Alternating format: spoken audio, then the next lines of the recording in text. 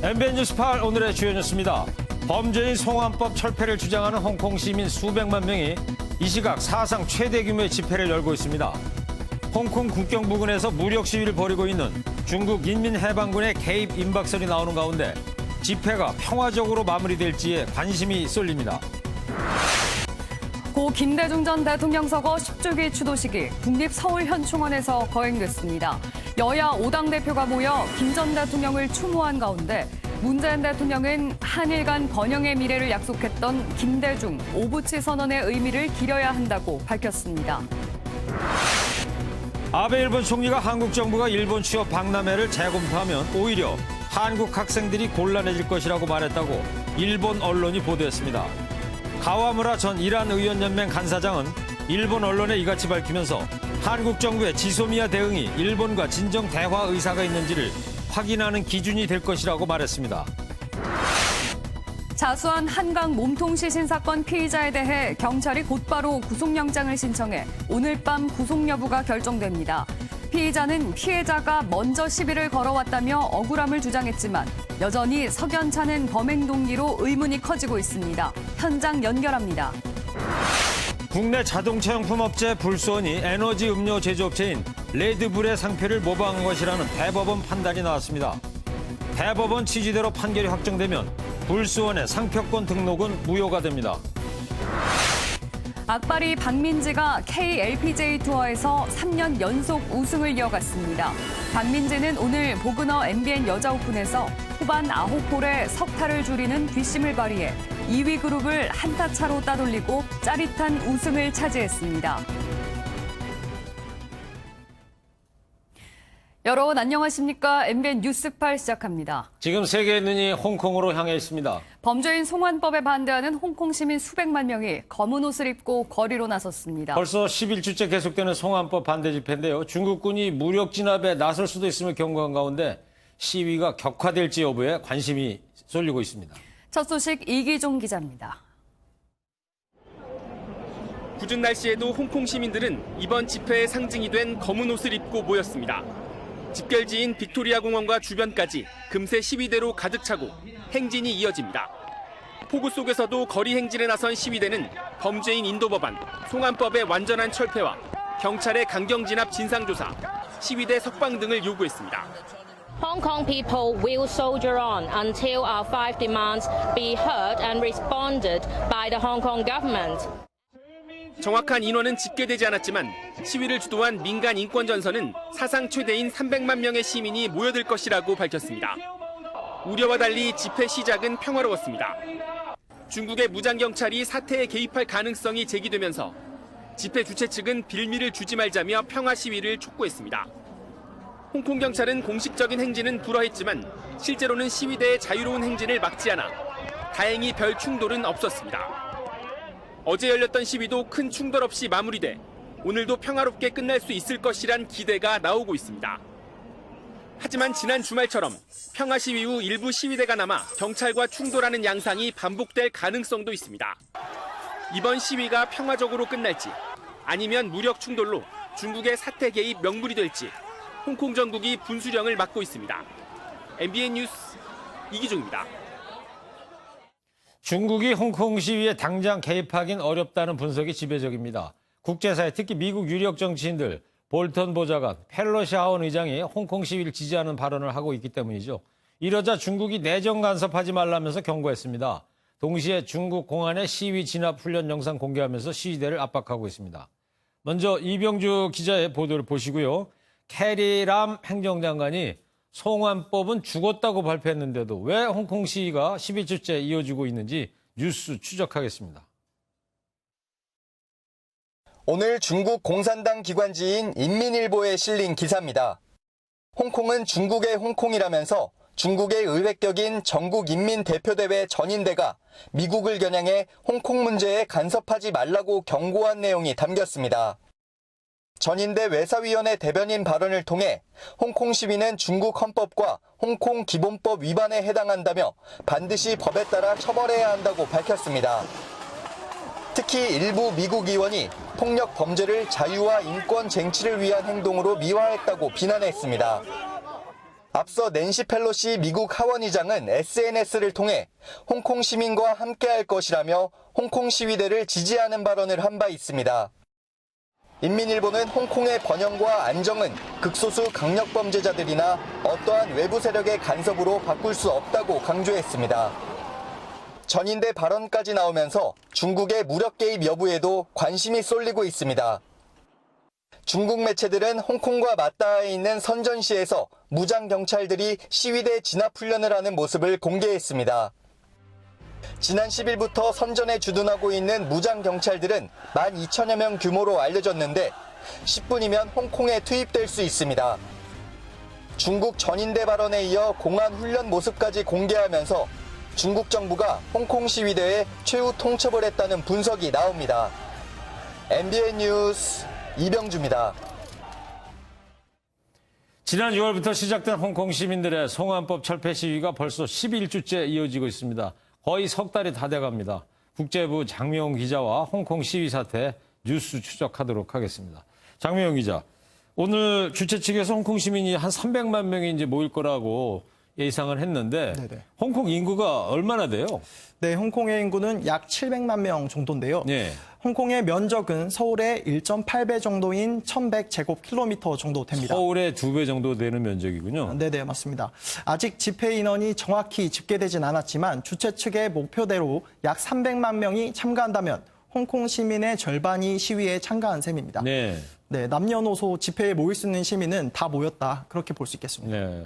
사상 최대 규모의 이제 시위가 될 것이다 이렇게 보는 건데 오늘로써 이제 벌써 이제 11주째 시위가 이어지고 있는데 왜 이렇게 계속될까요? 범죄인 인도 법안 그 송환법은 폐지됐다고 홍콩 정부가 말하지 않았어요?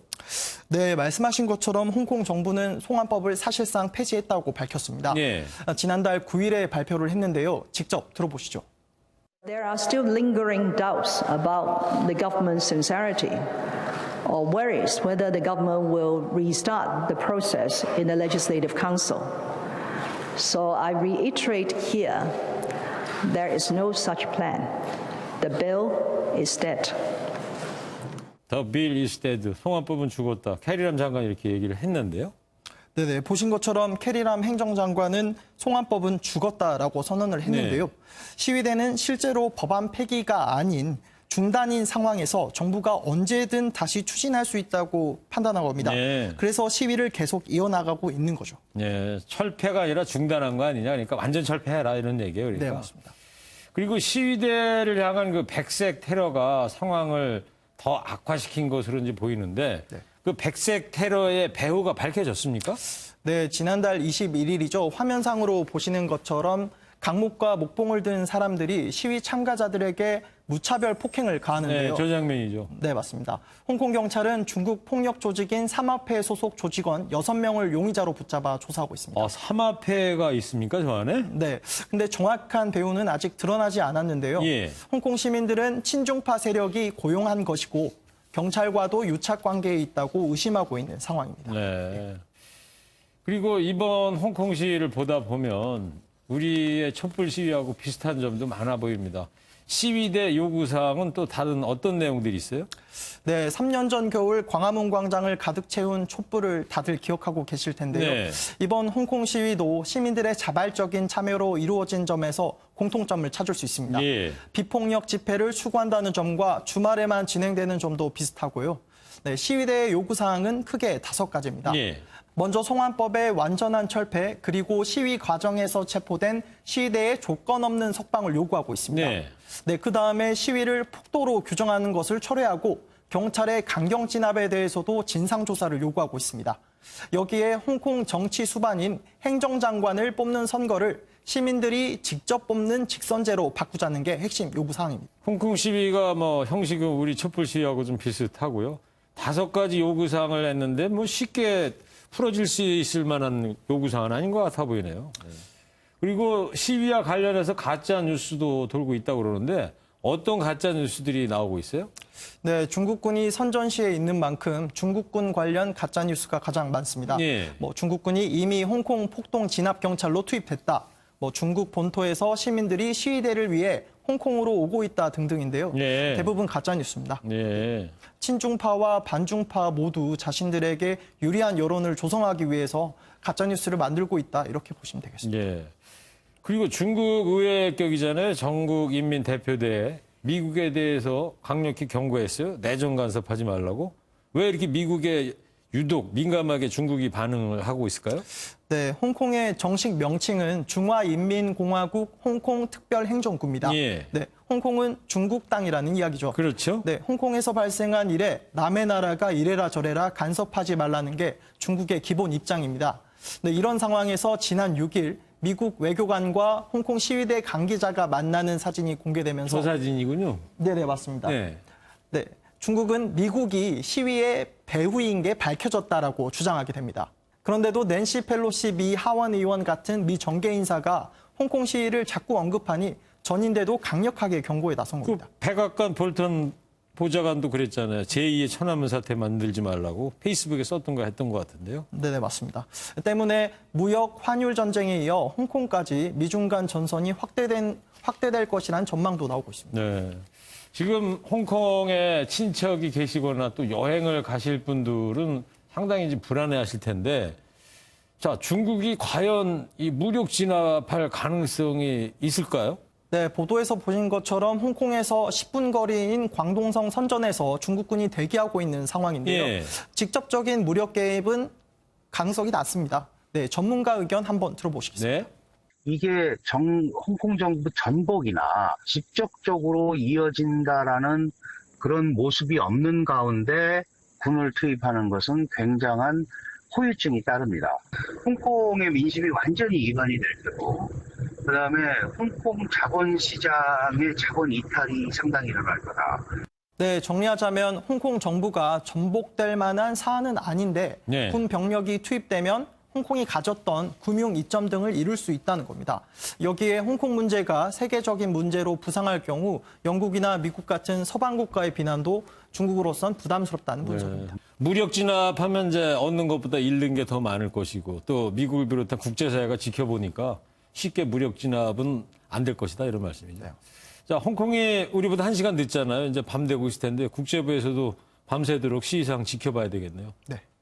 지금까지 국제부 장명훈 기자였습니다.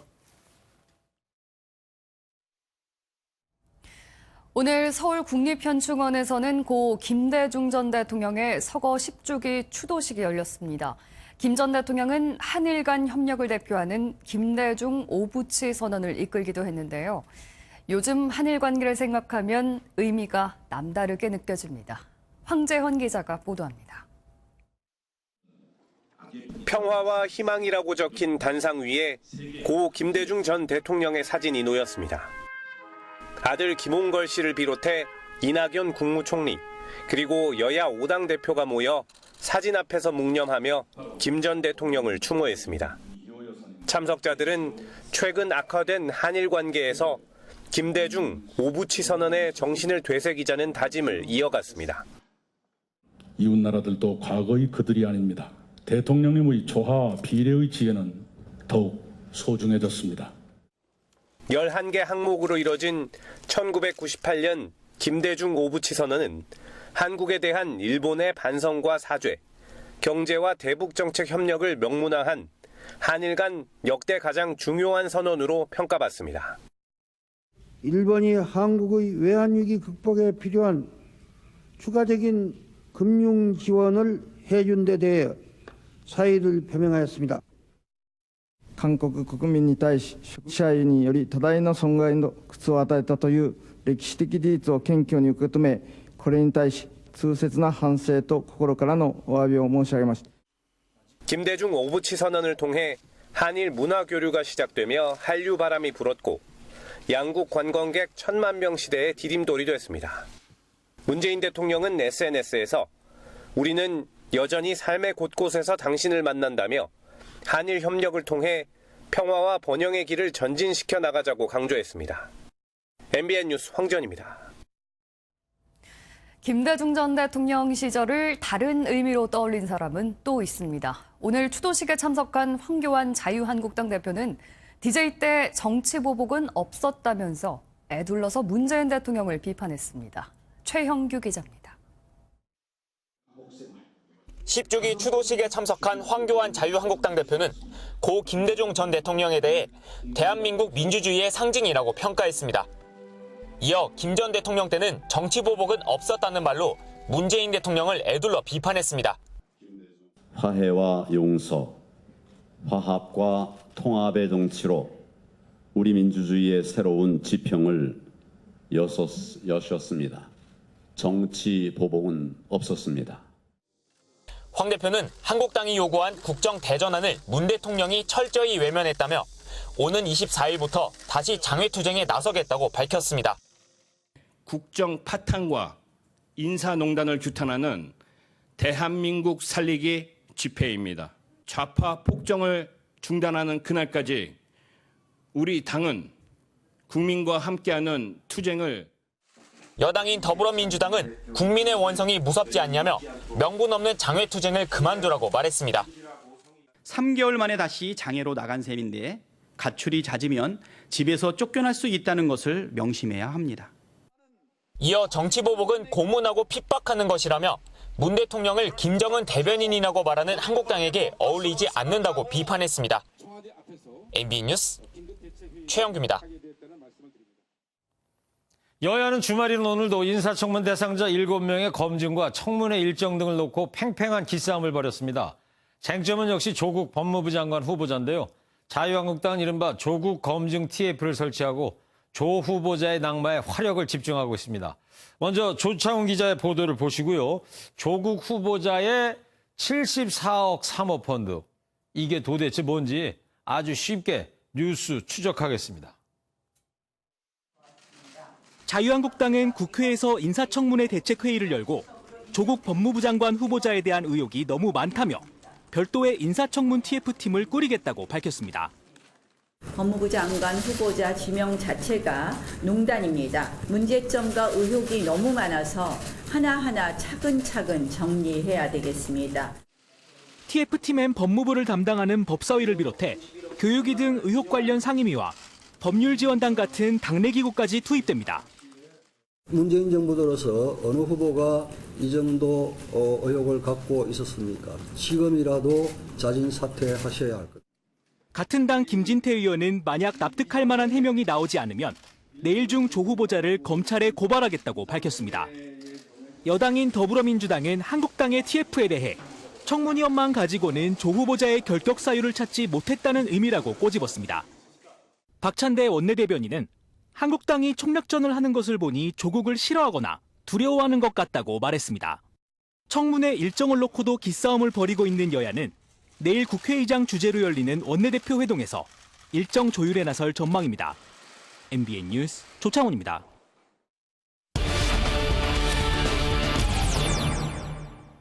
네, 장관 후보자 인사청문회 앞두고요. 여당과 야당이 모두 화력을 끌어모으고 있는데 최대 쟁점은 조국 법무부 장관 후보자를 둘러싼 각종 의혹이 될 것 같습니다. 이권열 기자와 뉴스 추적하도록 하겠습니다. 자, 이권열 기자. 네. 조국 법무부 장관 후보자 가족이 투자를 한 그 사모펀드가 계속 논란이 되고 있는데 사모펀드, 이게 뭐예요 도대체? 네, 사모펀드는 소수의 투자자로부터 모은 자금을 운용하는 펀드입니다. 네, 그러면 사모펀드의 반대말은 뭐예요? 공모펀드가 되겠습니다. 그러니까 비공개로 투자할 사람들을 모집해서 기업 주식을 사서 되파는 형태로 운영하는 펀드입니다. 그걸 사모펀드다? 예. 그러면 조국 후보자 가족은 어느 정도 지금 투자를 했습니까? 이 사모펀드에다가? 그 조국 후보자 가족이 2017년 7월에 한 사모펀드에 투자 약정을 했습니다. 예. 74억 5천만 원인데요. 약정이라는 건 또 뭐예요? 투자 약속이라고 보시면 되겠습니다. 근데 그 74억 원이라는 규모가 조국 후보자 전 재산 56억 원보다도 더 많은 금액입니다. 예. 또 투자 약정 내용을 보면요. 조국 후보자 아내가 67억 원, 조 후보자의 자녀가 3억 5천만 원 약정을 했습니다. 실제 투자한 금액은 10억 원 정도인데요. 배우자가 9억 5천만 원, 자녀들이 5천만 원 정도씩 투자를 했습니다. 네. 사모펀드 자체가 사실 위험이 굉장히 큰 상품이다 보니까 전 재산보다 많은 금액을 투자하겠다고 약정한 점, 또 실제로 10억 원 투자를 한 점을 놓고 논란이 좀 되고 있습니다. 예, 이 10억도 상당히 큰 돈인데 야당에서는 이걸 두고 이제 편법 증여 의혹을 제기하고 있다면서요? 사모펀드의 특수한 구조 때문에 좀 그런 의혹이 나오고 있는데요.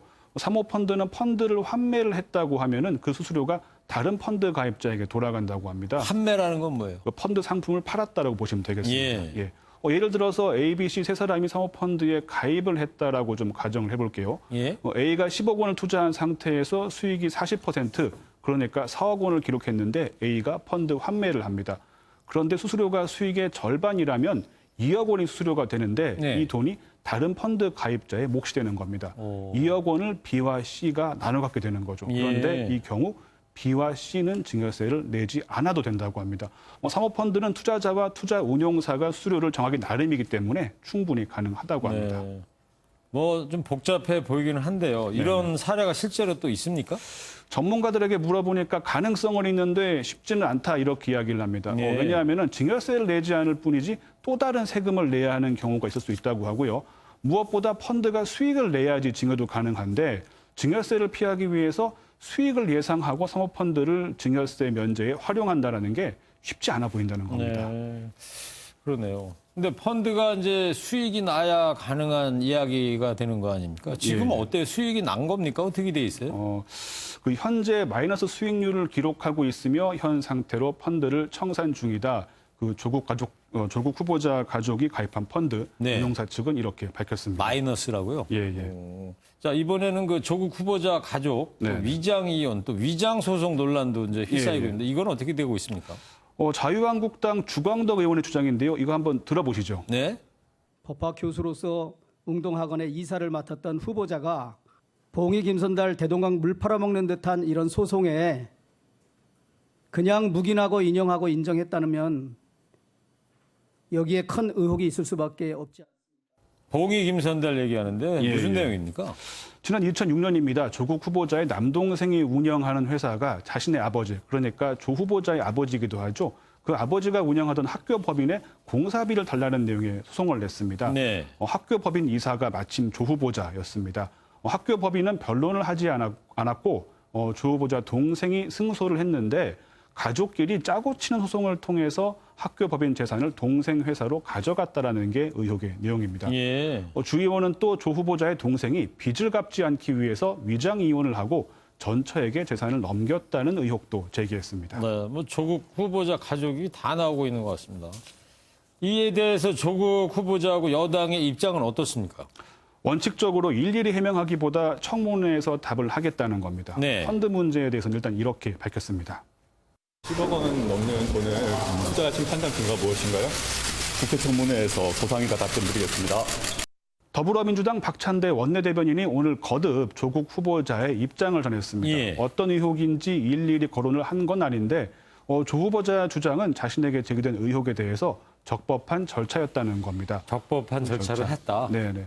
다만 조 후보자가 국민의 정서상 공직자가 많은 재산을 가진 부분에 대해 괴리는 있을 수 있겠다는 입장을 전했다고 박 대변인은 밝혔습니다. 끝으로 말이죠. 그 다른 후보자 한마디만 더 하죠. 그 최기영 과기장관 후보자도 이제 증여세 탈루 의혹이 제기되고 있는데요. 이건 어떻게 되고 있습니까? 그 최기영 과학기술정보통신부 장관 후보자가 장남에게 재산을 증여하고 증여세를 탈루했을 가능성이 있다는 건데요. 윤상직 자유한국당 의원의 주장입니다.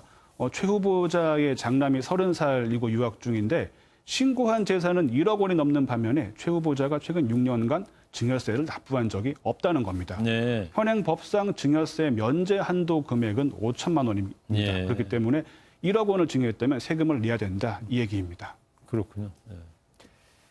지난 9일 개각에서 지명된 장관 후보자들의 의혹과 논란이 이어지고 있습니다. 결국 공은 이제 국회 인사청문회로 넘어갔고요. 청와대도 국회 청문 결과를 존중해야 할 것입니다. 뉴스 추적 이권열 기자였습니다.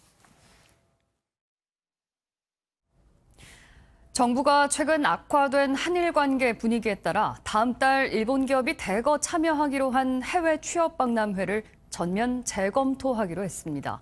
소식을 들은 아베 총리는 이러면 한국 학생들이 곤란해질 것이라고 말한 것으로 전해졌는데요. 과연 우리나라 학생들 생각해서 한 말이었을까요? 김근희 기자입니다. 아베 총리의 측근으로 알려진 가하무라 다케오 전 이란 의원 연맹 간사장이 일본 언론과 인터뷰에서 지난 14일 아베 총리와 나눈 대화를 공개했습니다.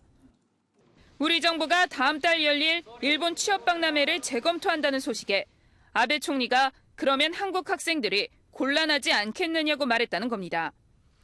가하무라 전 간사장은 아베 총리가 한국을 걱정했다고 전했지만 최근 한국 젊은이의 취업난의 비꼰 발언으로도 해석되는 대목입니다. 가하무라 전 간사장은 문재인 대통령의 대화 의지에 대해 오는 24일 한일 군사정보보호협정 지소미아 연장 여부가 시금석이 될 것으로 내다봤습니다. 일본의 입장을 보면 한국 정부가 지소미아를 깨게 되면 그것을 활용하겠다는 입장이죠. 결국 한미일 안보 협력에서 한국이 떨어져 나가려고 한다. 일본은 지난 2일 한국을 백색 국가에서 제외하는 개정안을 통과시켰지만 7일에야 관보에 게재해 본격 시행은 오는 28일부터 이뤄집니다. 지소미아에 대한 한국 정부의 결정을 지켜본 뒤 다음 행동을 결정하겠다는 계산으로 풀이됩니다. MBN 뉴스 김근희입니다. 한강 몸통 시신 사건 관련 소식입니다. 자수를 한 피의자가 오늘 구속영장 실질 심사를 받은 가운데 법원을 나오면서 숨진 피해자에 대해 막말을 쏟아냈습니다. 반성의 기미도 없이 오히려 당당한 모습이었는데요. 일산 동부경찰서에 취재기자 나가 있습니다. 손하늘 기자, 구속 여부가 결정됐습니까?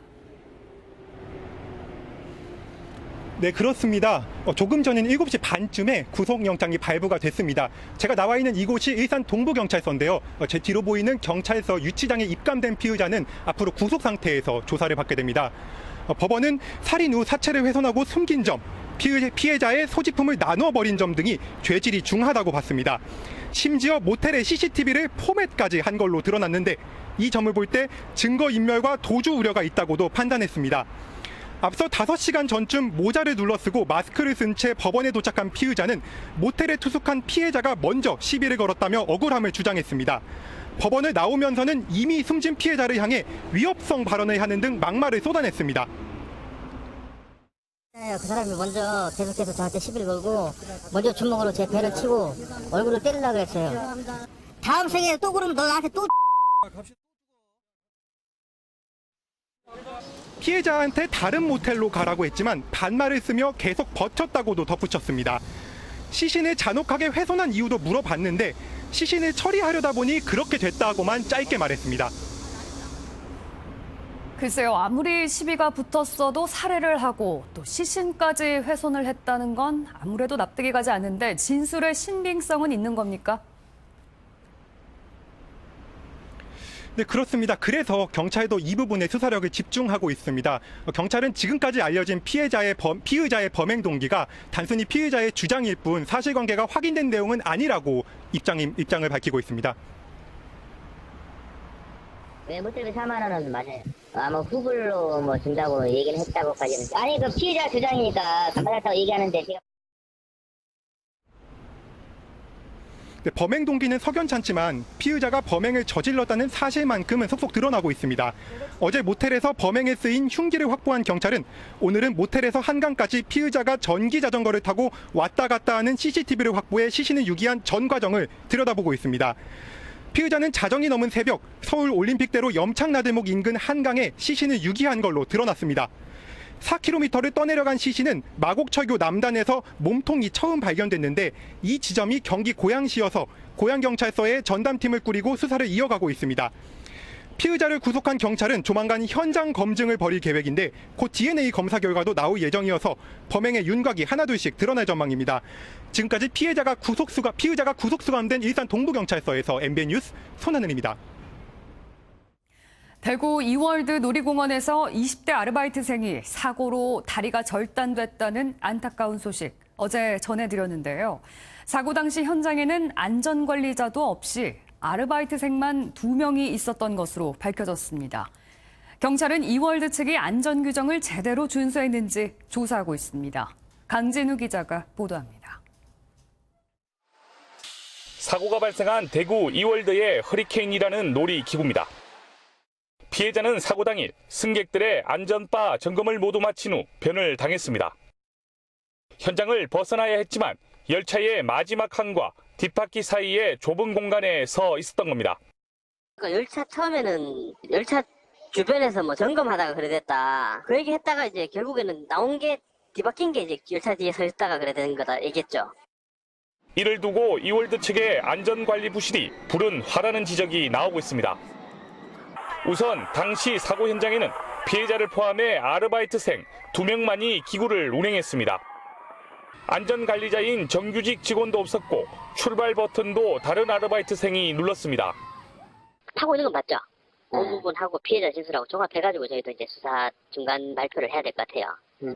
또 열차가 출발한 후 아르바이트생이 뛰어내리는 것이 공공연한 일인데 이를 놀이공원 측이 묵인했다는 지적도 나옵니다. 절대 거기서 소면십을 하거나 그런 건 없습니다. 뭐 기구에 올라타고 이런 거는 그거는 전 세계를 찾아봐도 상상할 수 없는 일입니다. 경찰은 이월드 직원들을 불러 안전규정 여부를 이행했는지를 조사할 방침입니다. MBN 뉴스 강진우입니다. 오늘 경기 화성의 한 플라스틱 재활용 공장에서 화재가 발생해 5시간 만에 불길이 잡혔습니다. 충남 태안 앞바다에서는 잠수 레저 활동을 하던 40대 남성이 너울성 파도로 조난당했다가 구조됐습니다. 사건 사고 소식 김영현 기자가 보도합니다. 건물 곳곳에 커다란 불길이 솟구칩니다. 경기 화성의 한 플라스틱 재활용 공장에서 불이 났습니다. 소방당국은 대응 2단계를 발령하고 소방차 70여 대와 소방관 200여 명을 동원해 5시간 만에 큰 불길을 잡았습니다. 화재 당시 기숙사에 있던 직원들은 긴급 대피해 다행히 인명피해는 없었지만 공장 건물 3개 동이 전소됐습니다. 건물들이 밀집해 있는 부분들이 있어서 다른 공장까지 불길이 넘어간 걸로 일단 확인됐습니다. 도로 위 부서진 차량들이 줄지어 서 있습니다. 30대 남성이 몰던 SUV가 신호를 기다리던 차량 석대를 잇따라 들이받았습니다. 남성은 체포 당시 횡설수설하는 이상 행동을 보였습니다.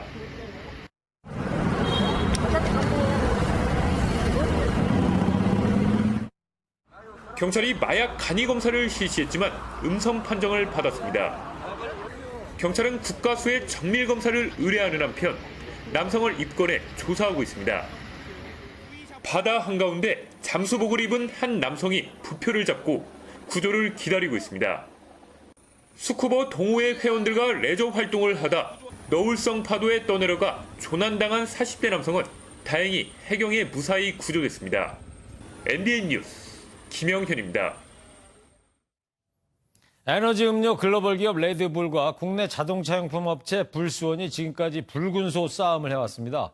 5년 전에 레드불이 불수원의 상표가 자사의 것과 비슷하다면서 불수원 상표 등록을 무효로 해달라고 소송을 냈는데요. 지금까지는 레드불이 졌는데 최근에 대법원에서 결과가 뒤집혔습니다. 에너지 업체 레드불의 손을 들어주면서 사건을 특허 법원으로 돌려보냈습니다. 앞으로 이 붉은소의 운명 어찌 될까요? 유호정 기자의 보도 잘 들어보시기 바랍니다. 돌진하는 붉은 황소 상표로 잘 알려진 에너지 음료 업체 레드불. 지난 2014년 국내 자동차 용품 업체 불수원이 붉은 소 모양의 비슷한 상표를 등록하자 상표권 분쟁에 들어갔습니다. 불수원이 레드불의 상표를 모방했다는 겁니다.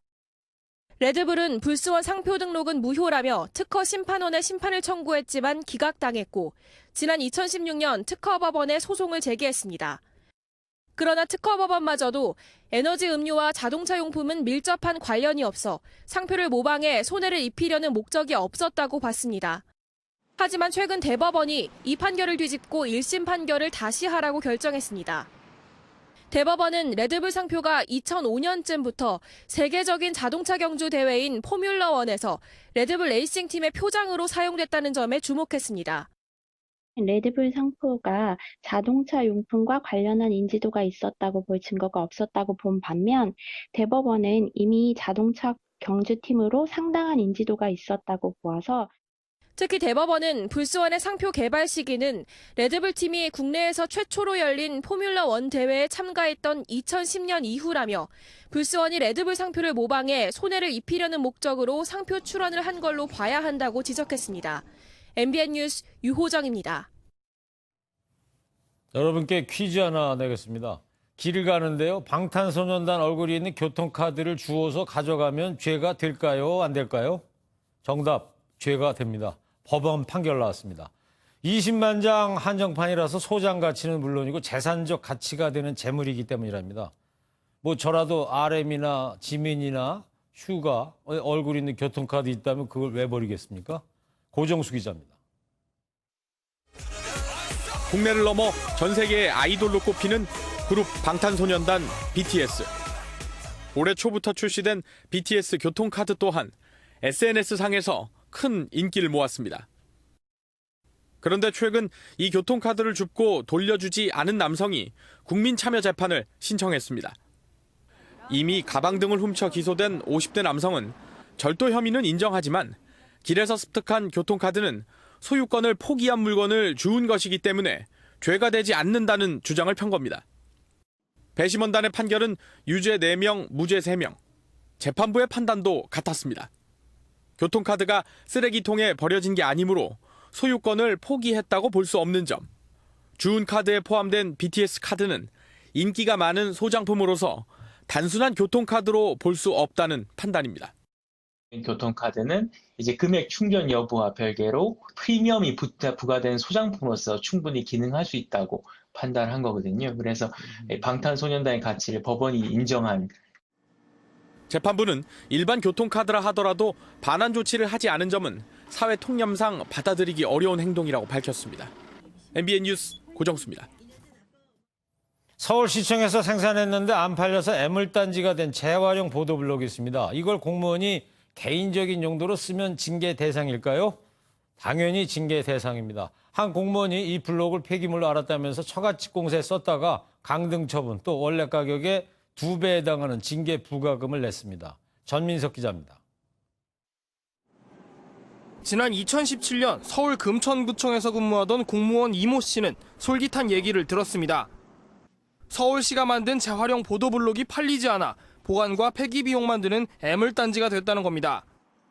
이 씨는 보도블록 4만 장을 공짜로 받아 절반 이상을 처가댁 집짓기에 썼습니다.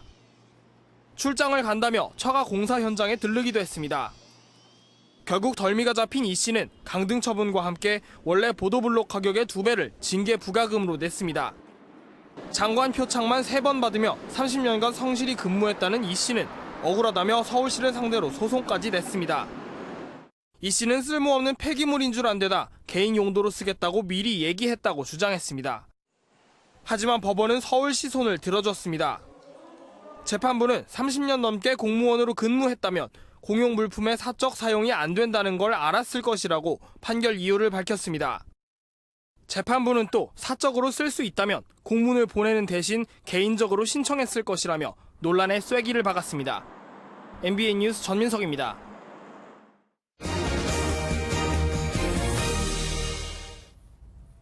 남자 화장실 지나칠 때 화장실 안쪽이 슬쩍 보이는 경우가 있지 않습니까? 네, 그런 경우 정말 민망하죠. 네, 밖에서 어쩔 수 없이 쳐다보는 여성들도 그렇지만요. 솔직히 안에 있는 남성들은 또 어떻겠습니까? 네, 지난해 남자 화장실 내부가 보이면 안 된다 이런 법까지 생겼는데도 잘 지켜지지 않는다고 합니다. 남성의 프라이버시도 여성 못지않게 중요합니다. 네, 물론이죠. 혹시 가림막이라도 설치하면 어떨까요?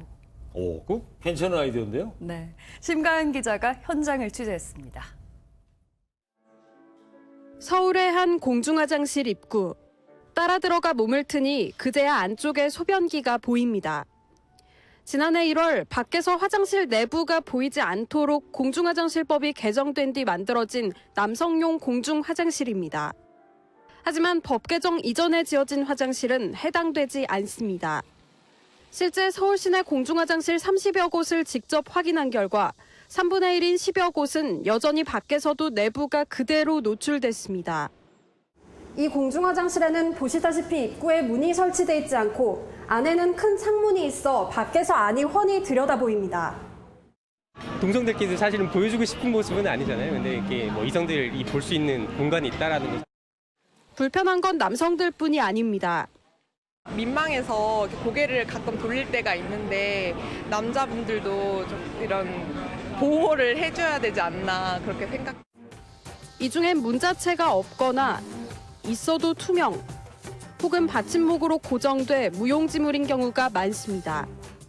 남성의 프라이버시도 여성만큼 소중하거든요. 지금 이미 설치되어 있는 데는 임시로 최소한의 프라이버시 지킬 수 있는 가림막이 필요하다.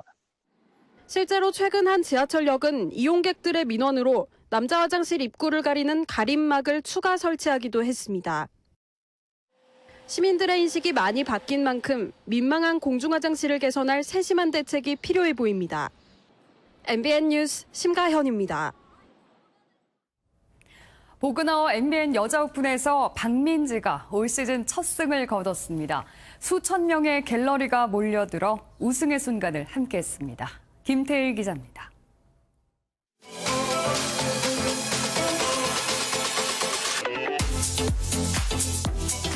마지막 라운드를 단독 선두로 시작한 박민지는 두 타차 2위 김자영과 챔피언조에서 팽팽한 승부를 벌였습니다. 4번 홀 통안의 보기를 범해 한 타차로 쫓긴 박민지는 다음 홀 바로 버디를 잡아내며 실수를 만회했습니다. 8번 홀 박민지는 다시 보기를 범한 반면 김자영은 다음 홀 버디를 기록하며 역전을 허용했습니다. 하지만 12번 홀 이번엔 김자영이 보기를 기록했고 박민지는 다음 홀에서 버디로 응수했습니다. 김자영과 공동 선두를 달리던 박민지는 파4 16번 홀 두 번째 샷에서 공을 홀컵 2m 옆에 붙이며 승기를 잡았습니다. 마지막 18번 홀 홀컵에 공이 떨어지는 순간 박민지는 환하게 웃어 보였습니다. 올 시즌 첫 우승이자 통산 세 번째 우승을 달성하는 순간입니다. 매년 1승씩 하는 걸 항상 목표로 새기고 라운드를 하는데 오늘 그걸 이룬 날이에요. 근데 후반에선 제가 2등으로 쫓아가는 입장으로 바뀌면서 부담 없이 공격적으로 2년 만에 우승을 노린 김자영은 한타차를 극복하지 못하고 눈물을 삼켜야 했습니다. 보그너 MBN 여자 오픈 마지막 라운드에는 수천 명의 갤러리들이 선수들의 샷 하나하나에 집중했습니다. 보그너 MBN 여자 오픈은 올해도 2회 연속 우승을 허락하지 않은 채 새로운 8월의 여왕을 탄생시키며 화려하게 막을 내렸습니다. MBN 뉴스 김태일입니다.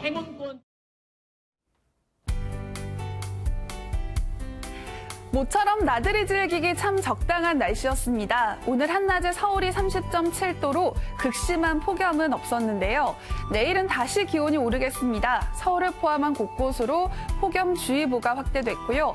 한낮에 서울과 광주, 대구가 32도, 대전이 33도까지 오르겠습니다. 내일도 중부지방은 하늘이 맑겠습니다. 다만 남부지방은 구름이 많겠고요. 기압골의 영향을 받는 영동과 영남은 낮부터 산발적으로 빗방울이 떨어지겠습니다. 오늘 전국이 대체로 맑았지만 경남 해안과 제주도에는 비가 내렸습니다. 제주도는 오늘 밤까지 비가 조금 더 내리겠습니다. 내일 중부지방 맑은 하늘이 드러나겠습니다. 한낮에 서울이 32도로 오늘보다 조금 높겠습니다. 남부지방 하늘에 높은 구름이 지나겠고요. 경남은 대기 정체로 미세먼지 농도가 높겠습니다. 동해안 지방 낮부터 빗방울이 떨어지는 곳이 있겠고요. 낮 기온 30도 아래에 머물겠습니다. 화요일까지 33도 안팎의 더위가 이어지겠습니다. 수요일과 목요일에는 전국에 비가 내린 뒤 더위가 다시 누그러지겠습니다. 날씨였습니다.